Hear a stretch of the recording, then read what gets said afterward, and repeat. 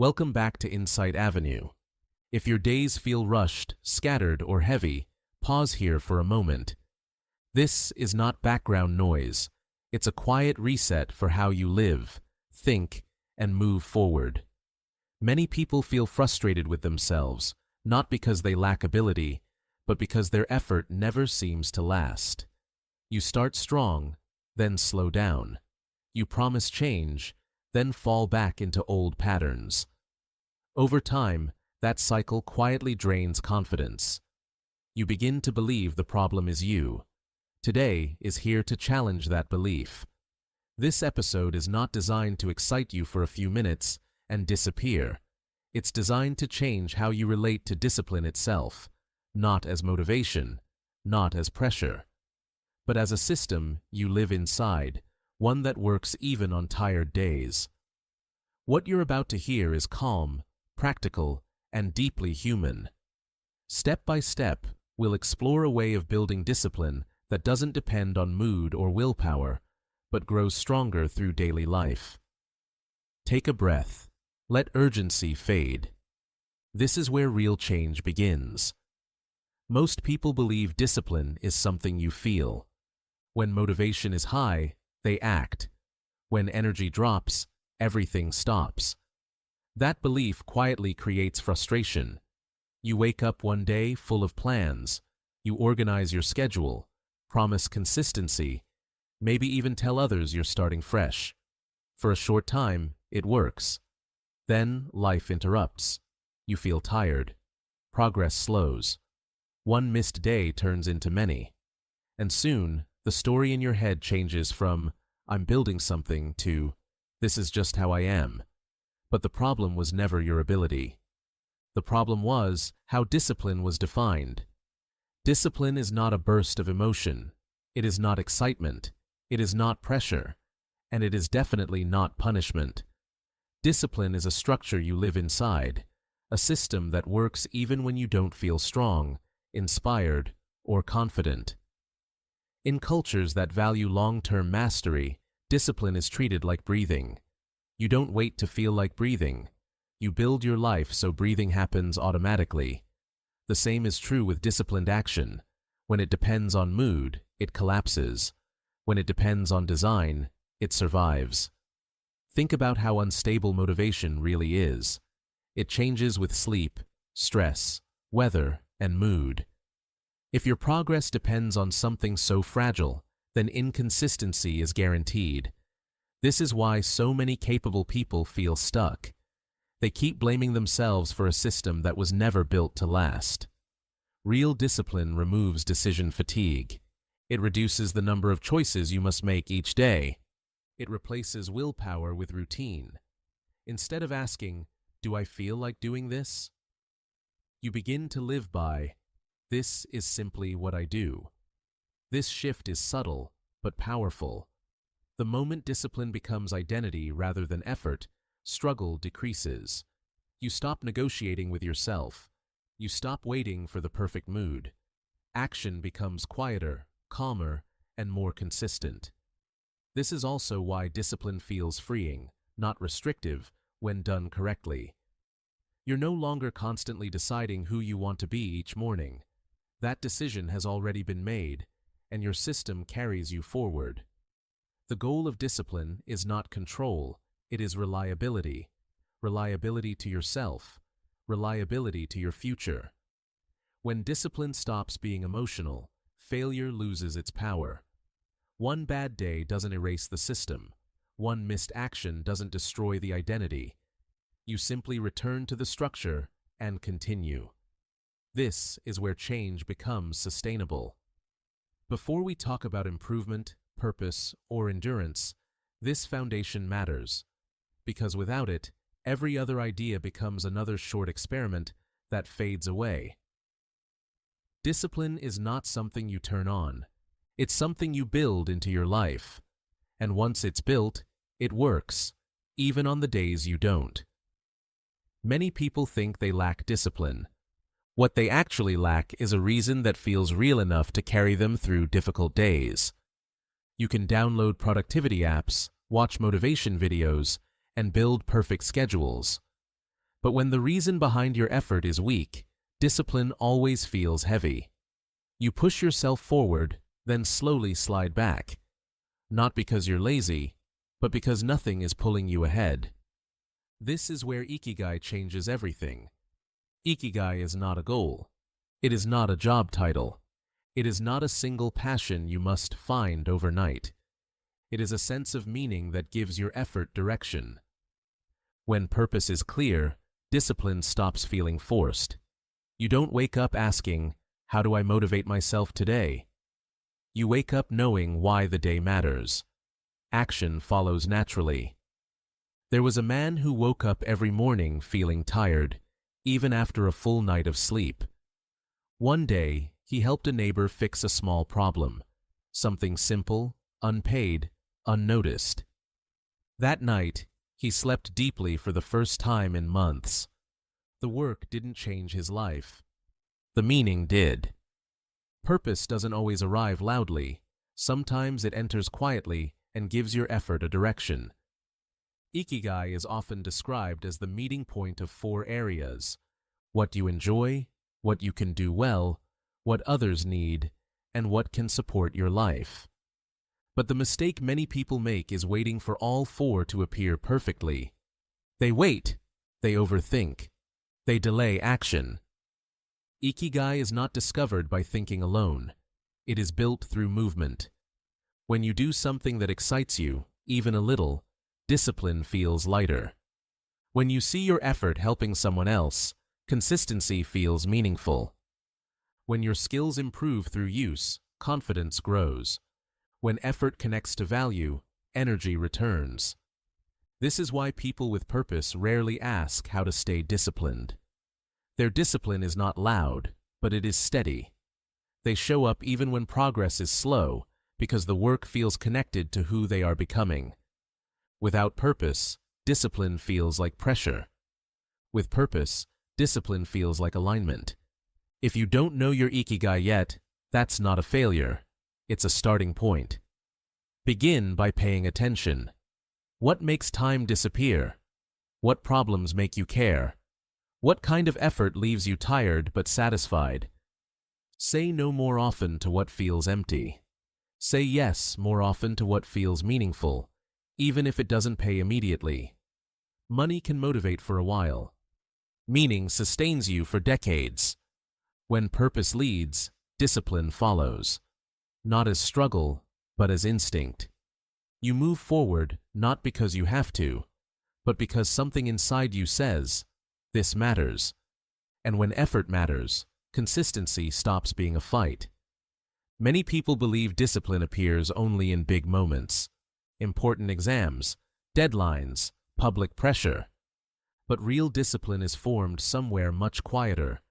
It is built in ordinary actions that no one applauds.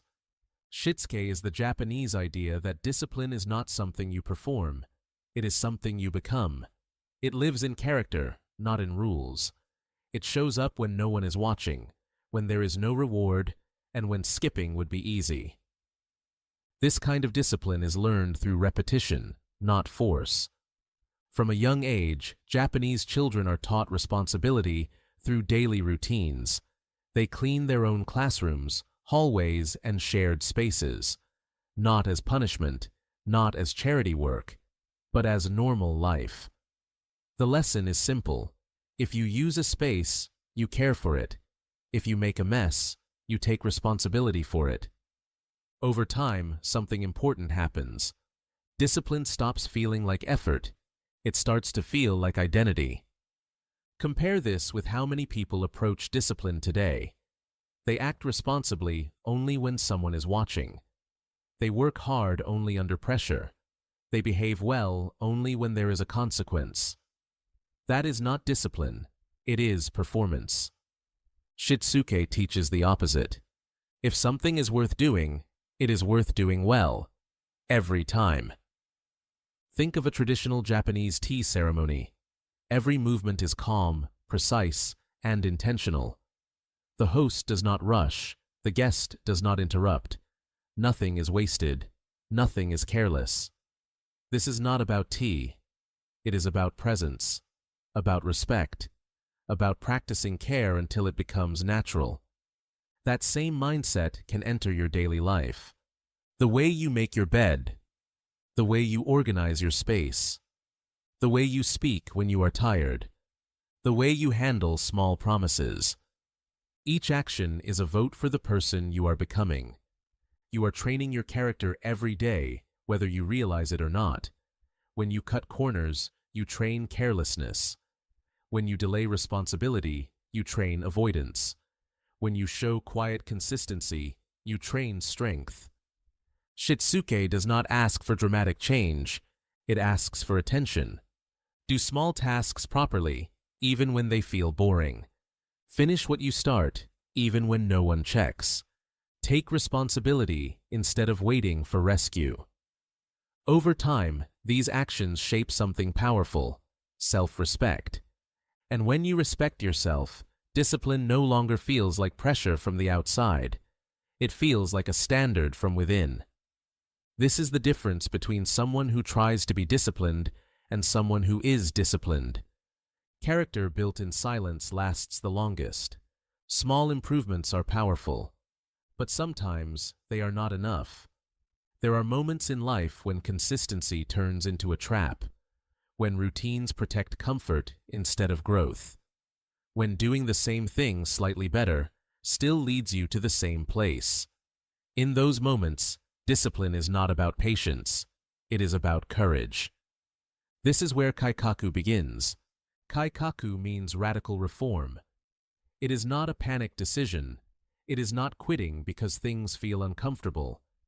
It is the clear, disciplined choice to break a system that no longer serves the future you want. Many people sense this moment long before they act. They feel stuck. They repeat the same problems. They promise slow change, but nothing really shifts.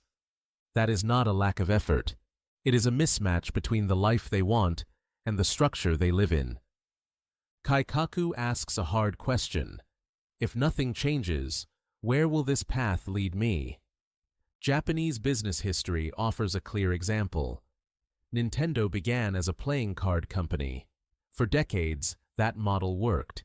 But when demand changed, staying loyal to the past would have meant slow decline. Instead, the company chose reinvention. It experimented, failed, learned, and eventually built an entirely new identity. That decision required discipline, not comfort. The same principle applies to personal life. You cannot build a new future using a system designed for an old version of you. Sometimes Kaizen is too slow for a life that is quietly falling apart. Sometimes the environment is wrong. The habits are outdated. The identity no longer fits. In those moments, discipline means being willing to say, "This ends here." This does not mean changing everything at once. It means changing the right thing completely. Leaving a toxic routine, removing constant distractions, restructuring your day from the ground up, letting go of an identity that kept you safe, but small. Kaikaku feels uncomfortable because it breaks familiarity. But comfort is not the same as safety. Often, comfort is what keeps you repeating the same year again and again. Real change begins when you stop negotiating with what you already know is broken. Discipline is not only about doing more. Sometimes, it is about doing different. Kaikaku is the moment you choose growth over familiarity, the moment you stop protecting your comfort and start protecting your future. And once that decision is made, discipline becomes clear, focused, and forward-moving again. Action without reflection is blind. Effort without correction repeats the same mistakes. Many people stay busy for years and still feel stuck. They work hard, try again, fail again, and quietly wonder why nothing truly changes. The reason is simple, but uncomfortable. They move forward without ever looking back honestly. This is where Hansei matters. Hansei is not positive thinking. It is not gentle self-talk. It is disciplined self-examination. It asks you to stop, remove excuses, and face the truth of your own behavior. not to punish yourself, but to grow faster than those who refuse to look. In Japanese culture, reflection is expected, even after success. In companies like Toyota, teams review projects whether they fail or succeed. Finding no mistakes is not praised, it is questioned, because growth ends the moment ego takes control. This mindset is rare, but powerful. Most people reflect only when things go wrong. When something fails, they feel regret, frustration, or shame, but they don't study the pattern. Others avoid reflection completely. They distract themselves, blame circumstances, or wait for motivation to return. Hansei does the opposite. It says, "What was my responsibility in this outcome? Not who is at fault, but what can I correct?" This is uncomfortable because honesty removes protection. You can no longer hide behind bad luck or unfair systems. But that discomfort is exactly what makes Hansei effective. The truth gives you leverage. Discipline is not just about repeating effort. It is about adjusting direction. Without reflection, you can become very good at going the wrong way. Hansei turns experience into learning. It transforms failure into instruction and success into refinement. You don't move on quickly. You pause with purpose. This does not require hours of writing or emotional analysis. It requires clarity. At the end of the day, simple questions are enough. What did I do well today? Where did I waste time or avoid responsibility? What patterns showed up again?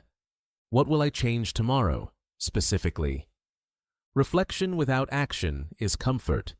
Reflection with action is discipline. When practiced regularly, Hansei builds humility, it builds awareness, and most importantly, it builds precision. You stop making the same mistake twice, not because you're afraid, but because you've learned. This is how discipline becomes intelligent. You don't just work harder, you work wiser. And wisdom, repeated daily, compounds just as powerfully as effort. There are two kinds of strength in the world. One is loud, visible, and constantly seeking proof. The other is silent, controlled, and steady under pressure. Gaman belongs to the second kind. Gaman is the discipline of enduring difficulty without losing dignity. It is not about pretending pain does not exist. It is about choosing how you carry that pain so it does not control your behavior, your values, or your future. In many cultures today, discomfort is treated like an emergency. Feeling tired means quitting. Feeling angry means exploding. Feeling stressed means escaping. Gammon offers a different response. It teaches that strength is not shown by reaction, but by restraint. By staying calm when emotions are loud. By continuing forward when progress feels slow. By holding yourself together when circumstances fall apart. This kind of discipline is not dramatic. It does not announce itself. But it lasts. Life will test you in ways motivation never prepared you for. Plans will fail. People will disappoint you. Effort will go unnoticed. You will feel unfairly treated, misunderstood, or exhausted. In those moments, discipline is no longer about productivity. It is about character. Gammon asks a simple but powerful question. Can you remain steady without becoming bitter? Endurance does not mean silence forever. It means timing. It means not turning every emotion into an action, not turning every struggle into a performance, not spreading your pain to others just to feel relief. This is where inner strength grows. When you practice sitting with discomfort, without distraction, without complaint, you train emotional stability. Anxiety becomes something you observe, not something that controls you. Boredom becomes space, not a threat. Pain becomes information, not identity. The world often rewards noise, but it respects composure. People trust those who remain calm under pressure. They follow those who do not collapse at the first sign of difficulty, and they admire those who continue with grace, even when circumstances are unfair.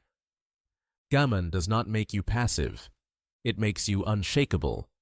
It teaches you to conserve energy instead of wasting it on reaction, to respond with intention instead of impulse, to protect your values even when life tests them. You are not weak because something hurts. You become strong when pain does not decide who you become. This discipline builds deep confidence, the kind that does not depend on praise, outcomes, or approval, the kind that stays with you when no one is watching. Storms pass, pressure fades, but the person you become through endurance remains. Gammon is not about enduring everything forever. It is about enduring wisely. And when you master that, life may still be hard, but it will no longer break you. When life feels chaotic, most people assume the problem is motivation. They think they need stronger goals, better habits, or more willpower. But often, the real issue is simpler and closer than they expect. It's their environment. A cluttered space creates a cluttered mind. Too many objects, too many notifications, too many unfinished piles quietly pull your attention in every direction. Your brain never rests. It keeps scanning, deciding, managing noise. Over time, focus weakens. Discipline becomes harder, not because you are incapable, but because your surroundings are constantly working against you. Osoji is the Japanese practice of restoring order through cleaning and care. But it is not about making things look nice. It is about clearing space so your mind can breathe. In this mindset, cleaning is not a chore. It is a form of respect. When you clean a space properly, you send a message to yourself. This matters. The way you treat your room, your desk, your tools, reflects the way you treat your time and attention. Order outside creates stability inside. This is why, in Japan, cleaning is often ritualized. Trains are cleaned quickly but carefully. Schools are cleaned by students. Temples are cleaned as part of daily practice. The lesson is not hygiene. The lesson is awareness. One young man once entered a monastery expecting silence and deep teaching. Instead, for months, he was told to clean floors, shoes, windows, toilets. At first, he felt angry and disappointed. Then, something unexpected happened. As the space became clearer, his thoughts slowed down. As the dirt disappeared, emotional tension surfaced and softened. Without a single lecture, his mind began to settle. That is Osoji. You do not need a monastery to experience this. You need intention. When you clean with care, your actions become grounding. Your body moves. Your breathing slows. Your attention returns to the present. This is discipline that does not require force. A clean space reduces decision fatigue. A clear desk reduces distraction. A simple environment supports consistent action. Start small. Make your bed properly. Clear your workspace before beginning work. Remove one unnecessary item each day, physical or digital. These actions may seem minor, but they quietly change how you feel inside your own life. Osoji also teaches letting go. Not everything needs to stay. Not every object, habit, app, or belief deserves space in your life. Discipline grows stronger when you remove what drains you, not just when you add more effort. Order creates focus. Focus creates consistency. Consistency creates discipline. When your environment supports you, discipline stops feeling like resistance. It feels natural, automatic, calm. You don't need a perfect space. You need a respectful one. And when your surroundings reflect clarity, your mind follows. Osoji reminds us that discipline does not begin in the head. It begins in the space you wake up in every morning. Clear the space, and discipline will have room to grow. After learning about systems, purpose, character, change, reflection, endurance, and order, one question remains. What does it all lead to? not a perfect life, not constant productivity, not control over everything. It leads to reliability. Reliability is the quiet power of becoming someone you can trust. When discipline is built correctly, it stops feeling like effort. You no longer wake up negotiating with yourself. You no longer depend on mood, pressure, or urgency to act. Your life has a backbone. And that backbone holds, even when motivation disappears. This is the final truth behind discipline. Discipline is not about being strict. It is about being steady. When you apply these principles together, something shifts inside you. You stop chasing change and start embodying it. Small improvements keep you moving. Purpose gives direction. Character keeps standards high.